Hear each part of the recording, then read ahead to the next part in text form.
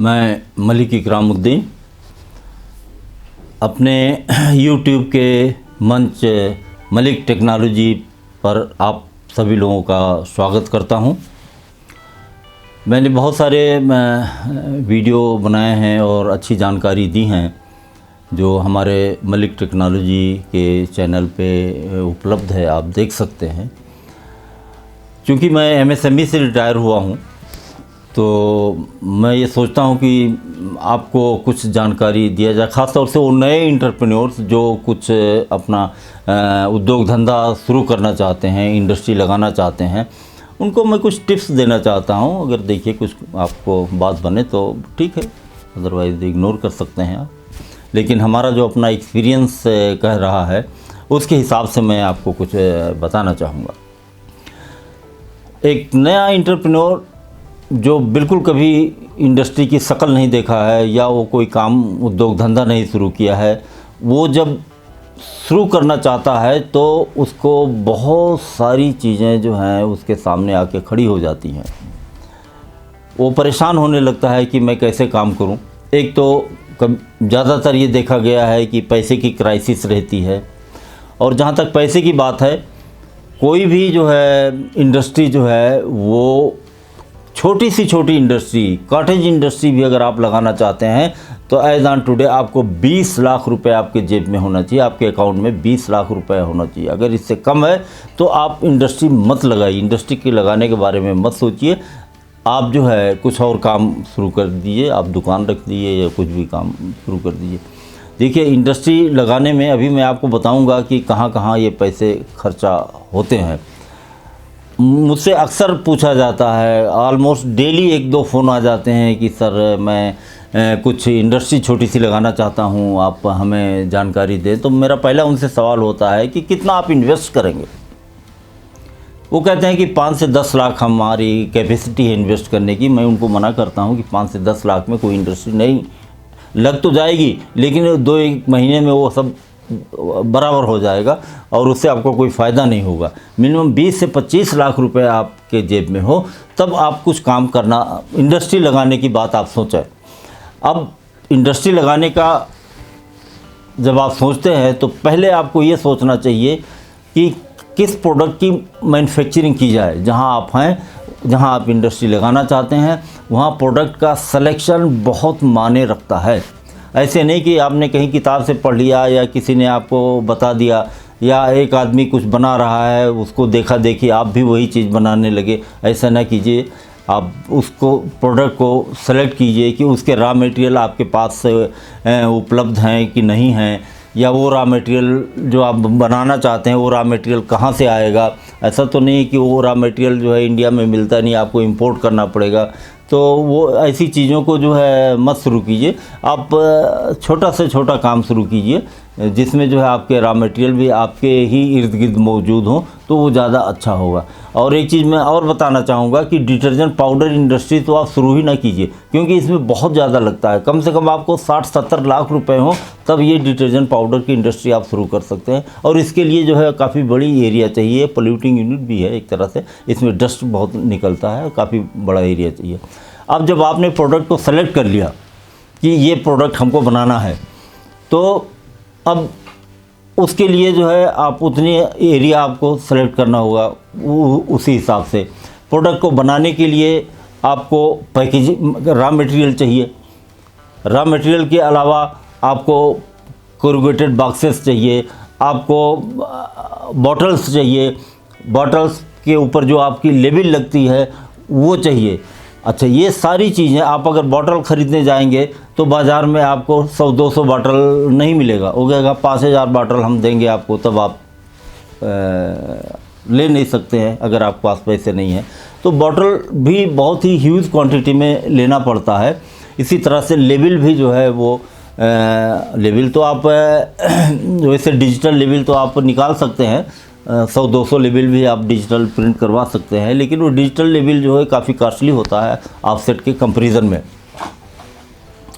अब बात आती है कोरुगेटेड बॉक्सेस, यानी जब आपका पैकिंग हो गया, डिब्बे में भर गया और लेबल भी लग गई, तो अब उसको कोरुगेटेड बॉक्सेस में आप रख करके उसको फिर आप डिस्पैच करेंगे।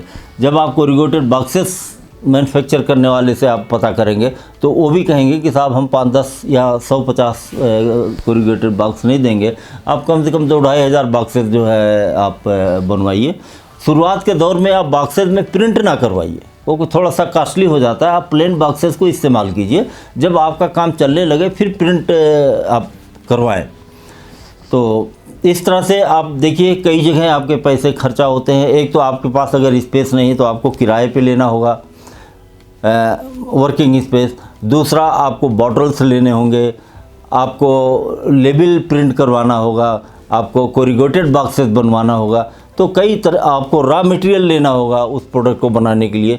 तो डिफरेंट उसमें जो है आपका ये पैसा खर्चा होता है, इसीलिए जो है। और आपको वर्किंग कैपिटल भी कम से कम 2-3 महीने की चाहिए कि ताकि नया नया प्रोडक्ट है आपका बाज़ार में और बाज़ार से पैसे वापस ना आए, तो कम से कम 3 महीना तो आप सर्वाइव कर सकें। लेकिन एक बात यहाँ पर और मैं आप लोगों को जानकारी देना चाहता हूँ कि आप एकदम से नए हैं, आपने कभी कोई मार्केट नहीं किया है, तो पहले तो इंडस्ट्री लगाने से पहले आप मार्केट करना सीखें। किसी भी कंपनी का आप प्रोडक्ट लें और उसको जो है आप मार्केट उसको करें कुछ दिन, साल भर 6 महीने मार्केट करके अपनी मार्केट में एक पहचान बना लें। फिर अपना प्रोडक्ट आप बनाना शुरू करेंगे तो आप देखेंगे कि आपकी जब मार्केट में पहचान रहेगी तो आपका प्रोडक्ट मूव करेगा। ऐसे बना करके और फिर मार्केट में आप ले जाइए तो बहुत मुश्किल हो जाएगा, क्योंकि मार्केट में आपकी कोई पहचान नहीं बनी है। तो सबसे पहले आप मार्केटिंग करना सीखें। मैन्युफैक्चरिंग तो आप बाद में करें अपना। मैन्युफैक्चरिंग अगर आप शुरू में करेंगे और मार्केट नहीं है तो वो पैसा आपका फंस जाता है। अब हम आपको थोड़ा इसके अलावा भी जानकारी देना चाहते हैं कि कौन कौन सी मशीनें लगेंगी। देखिए, मशीनें हर कैपेसिटी की होती हैं, बड़ी बड़ी भी मशीनें होती हैं, ऑटोमेटिक मशीनें होती हैं, सेमी ऑटोमेटिक मशीनें होती हैं, मैनुअल होती हैं। लेकिन शुरुआत के दौर में जब आपको बिल्कुल मैन्युफैक्चरिंग की नॉलेज नहीं है, आप एक नए एंटरप्रेन्योर हैं, तो आप छोटी सी मशीन लीजिए, यानी मशीनों में पैसा कम इन्वेस्ट कीजिए। छोटी मशीनें, एक आप अगर आप लिक्विड बनाना चाहते हैं, लिक्विड का आपका प्रोडक्ट है, तो आप एक स्टरर बनवा लीजिए और 200 लीटर के जो प्लास्टिक का बैरल है उससे आप एटलीस्ट 150 लीटर आप एक बैच बना सकते हैं। और जो भी लिक्विड प्रोडक्ट है एक बैच बनाने में ज़्यादा 20 से 25 मिनट लगते हैं। तो शुरुआत के दौर में आप मशीनों में कोशिश कीजिए कि कम से कम इन्वेस्ट हो। ये देखा गया है कि लोग मशीन इतना ज़्यादा ख़रीद लेते हैं कि कुछ मशीन तो ऐसे ही पैक करके ही रखी रहती है। जैसे बैच प्रिंटिंग मशीन है। अब बैच एक इंडस्ट्री में मैंने अभी कुछ दिन पहले मैंने देखा कि वो बैच प्रिंटिंग मशीन वो fully automatic batch printing machine है जिसमें कन्वेयर बेल्ट लगे हुए हैं।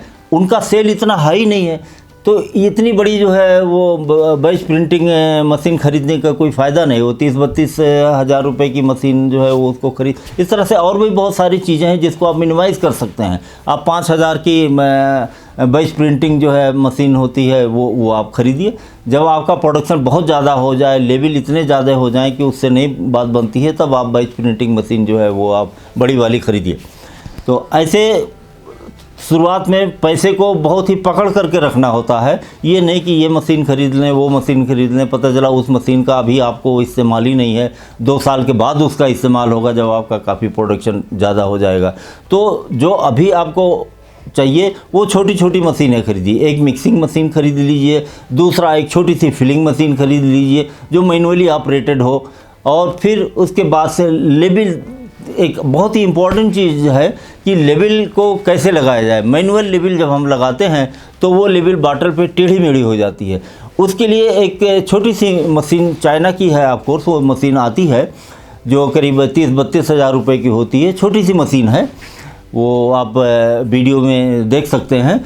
उससे जो है आप लेबल बड़े आराम से लगाएंगे। ये उसी मशीन से लगाई हुई लेबल है। आप देखिए कितने बराबर से ये लेबल लगी हुई है, बिल्कुल। अगर आप मैनुअली लगाते तो ये टेढ़ा हो जाता, ये ऊपर आ जाता, ये नीचे आता। देखिए कितनी बराबर से। तो ये छोटी छोटी मशीनें जो हैं इनसे आप अपना काम शुरू कीजिए। जब आपका प्रोडक्शन ज़्यादा हो जाए तब आप बड़ी मशीनें लगाएं। ये हम आज इसलिए आपको बता रहे हैं कि हमारा अपना एक्सपीरियंस है कि नया नया एंटरप्रेन्योर पहले जो है खूब बड़ी बड़ी सी मशीनें ख़रीद लेगा, बहुत ज़्यादा रॉ मटेरियल ले लेगा और फिर जो है वो पड़ा रह जाता है। उसका चूँकि मार्केट नहीं होती है इसलिए वो जो है माल बना करके भी पड़ा रह जाता है, मार्केट में जाता नहीं है और उस मशीनों का जो है एक्चुअल प्रॉपर यूटिलाइजेशन वो नहीं कर पाता है। मुझसे जुड़ने के लिए और ध्यानपूर्वक सुनने के लिए आप सभी लोगों का धन्यवाद है। आप सभी लोग जो है हमारे चैनल मलिक्स टेक्नोलॉजी को सब्सक्राइब करें, उससे आपको बेनिफिट ही होगी। वो हमारा जो भी वीडियो बनेगा वो आपके पास पहुंचेगा। धन्यवाद।